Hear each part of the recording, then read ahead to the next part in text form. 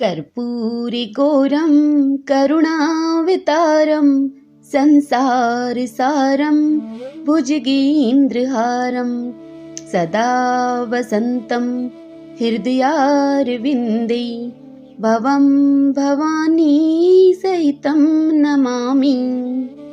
भगतजनों, आज हम श्री शिव पुराण महात्म्य की आज के इस अध्याय में हम चंचुला की प्रार्थना से ब्राह्मण का उसे पूरा शिव पुराण सुनाना और समय अनुसार अपने शरीर को छोड़कर शिवलोक में जाकर चंचुला का पार्वती जी की सखी एवं सुखी होने की कथा का रसपान करेंगे।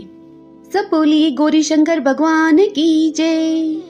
ब्राह्मण बोले कि नारी, सौभाग्य की बात है कि भगवान शंकर की कृपा से शिव पुराण की इस वैराग्य युक्त कथा को सुनकर तुम्हें समय पर चेत हो गया है। हे ब्राह्मण पत्नी, तुम डरो मत, भगवान शिव की शरण में जाओ। शिव की कृपा से सारा पाप तत्काल नष्ट हो जाता है। मैं तुमसे भगवान शिव की कीर्ति कथा से युक्त उस परम वस्तु का वर्णन करूंगा जिससे तुम्हें सदा सुख देने वाली उत्तम गति प्राप्त होगी। शिव की उत्तम कथा सुनने से ही तुम्हारी बुद्धि इस तरह पश्चाताप से युक्त एवं शुद्ध हो गई है। साथ ही तुम्हारे मन में विषयों के प्रति वैराग्य हो गया है। पश्चाताप ही पाप करने वाले पापियों के लिए सबसे बड़ा प्रायश्चित है। सत्पुरुषों ने सबके लिए पश्चाताप को ही समस्त पापों का शोधक बताया है। पश्चाताप से ही पापों की शुद्धि होती है। जो पश्चाताप करता है वही वास्तव में पापों का प्रायश्चित करता है, क्योंकि सत्पुरुषों ने समस्त पापों की शुद्धि के लिए जैसे प्रायश्चित उपदेश किया है वह सब पश्चाताप से संपन्न हो जाता है। जो पुरुष विधि पूर्वक प्रायश्चित करके निर्भय हो जाता है पर अपने कुकर्म के लिए पश्चाताप नहीं करता, उसे प्रायः उत्तम गति नहीं प्राप्त होती।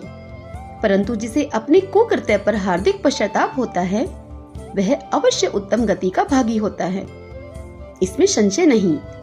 इस शिव पुराण की कथा सुनने से जैसी चित्त शुद्धि होती है वैसे दूसरे उपायों से नहीं होती। जैसे दर्पण साफ करने पर निर्मल हो जाता है, उसी प्रकार इस शिव पुराण की कथा से चित्त अत्यंत शुद्ध हो जाता है, इसमें संशय नहीं है।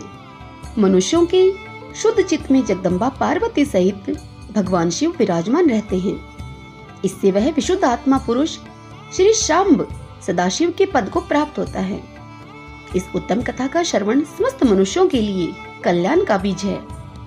अतः यथोचित शास्त्रोक्त मार्ग से इसकी आराधना अथवा सेवा करनी चाहिए। यह भवबंधन रूपी रोग का नाश करने वाली है। भगवान शिव की कथा को सुनकर फिर अपने हृदय में उसका मनन एवं निधि ध्यान करना चाहिए। इससे पूर्णतः चित्त शुद्धि हो जाती है। चित्त शुद्धि होने से महेश्वर की भक्ति अपने दोनों पुत्रों ज्ञान और वैराग्य के साथ निश्चय ही प्रकट होती है। तत्पश्चात महेश्वर के अनुग्रह से दिव्य मुक्ति प्राप्त होती है, इसमें संशय नहीं है। जो मुक्ति से वंचित है उसे पशु समझना चाहिए, क्योंकि उसका चित्त माया के बंधन में आसक्त है। वह निश्चय ही संसार बंधन से मुक्त नहीं हो पाता। हे ब्राह्मण पत्नी, इसलिए तुम विषयों से मन को हटा लो और भक्ति भाव से भगवान शंकर की इस परम पावन कथा को सुनो। परमात्मा शंकर की इस कथा को सुनने से तुम्हारे चित्त की शुद्धि होगी और इससे तुम्हें मोक्ष की प्राप्ति हो जाएगी। जो निर्मल चित्त से भगवान शिव के चरण बिंदों का चिंतन करता है उसके एक ही जन्म में मुक्ति हो जाती है। यह मैं तुमसे सत्य सत्य कहता हूँ। सूत जी कहते हैं, हे शौनक, इतना कहकर वे श्रेष्ठ शिव भगत ब्राह्मण चुप हो गए। उनका हृदय करुणा से आर्द्र हो गया था। वे शुद्ध चित्त महात्मा भगवान शिव के ध्यान में मगन हो गए।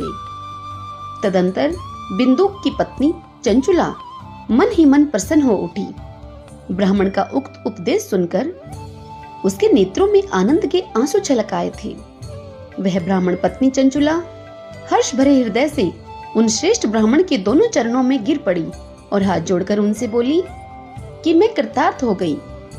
तत्पश्चात उठकर वैराग्य युक्त उत्तम बुद्धि वाली वह स्त्री जो अपने पापों के कारण आतंकित थी, उन महान शिव भगत ब्राह्मण से हाथ जोड़कर गदगद वाणी में बोली, चंचुला ने कहा कि हे ब्राह्मण, शिव भक्तों में श्रेष्ठ स्वामिन, आप धन्य हैं, परमार्थदर्शी हैं और सदा परोपकारों में लगे रहते हैं, इसलिए श्रेष्ठ साधु पुरुषों में प्रशंसा के योग्य हैं।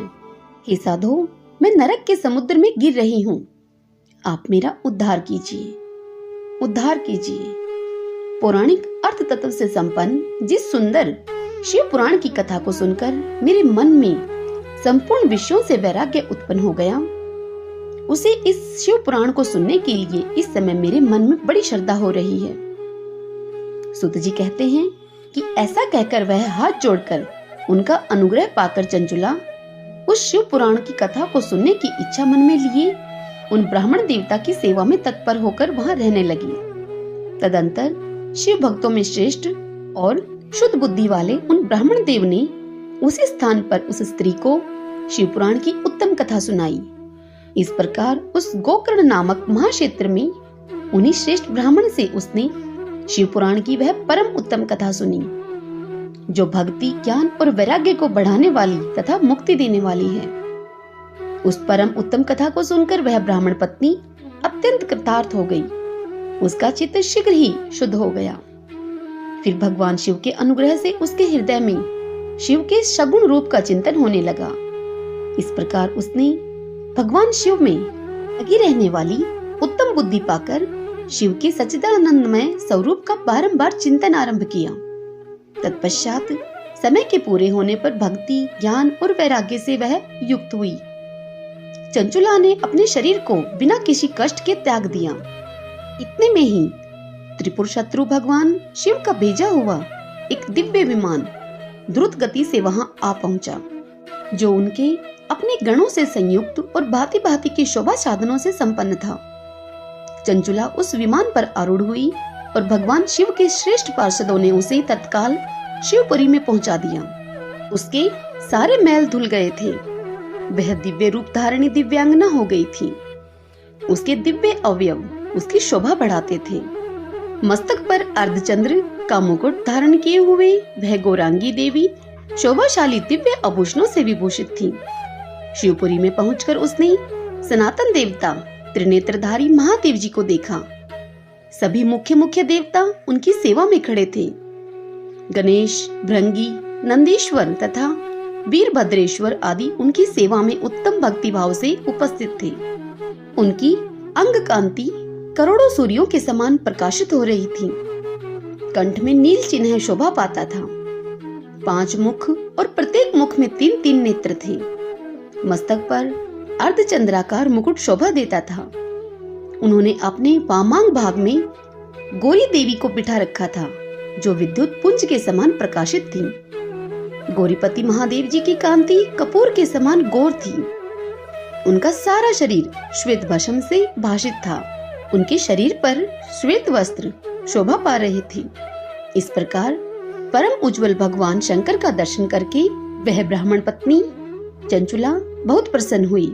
अत्यंत प्रीतियुक्त होकर उसने बड़ी उतावली के साथ भगवान को बार बार प्रणाम किया। फिर हाथ जोड़कर वह बड़े प्रेम, आनंद और संतोष से युक्त हो विनीत भाव से खड़ी हो गई। उसके नेत्रों से आनंद अश्रुओं की अविरल धारा बहने लगी तथा संपूर्ण शरीर में रोमांच हो गया। उस समय भगवती पार्वती और भगवान शंकर ने उसे बड़ी करुणा के साथ अपने पास बुलाया और सौम्य दृष्टि से उसकी ओर देखा। पार्वती जी ने तो दिव्य रूप धारणी बिंदु प्रिया चंचुला को प्रेम पूर्वक अपनी सखी बना लिया।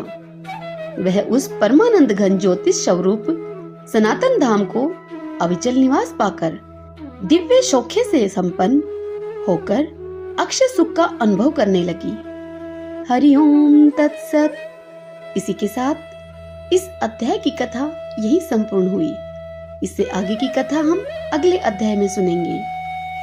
कल के अध्याय में हम चंचुला के प्रयत्न से पार्वती की आज्ञा पाकर तुम्बुरु का विंध्य पर्वत पर शिव पुराण की कथा सुनाकर बिंदु का पिशाच योनि से उद्धार करना तथा उन दोनों दंपति का शिवधाम में सुखी होना, यह कथा सुनेंगे।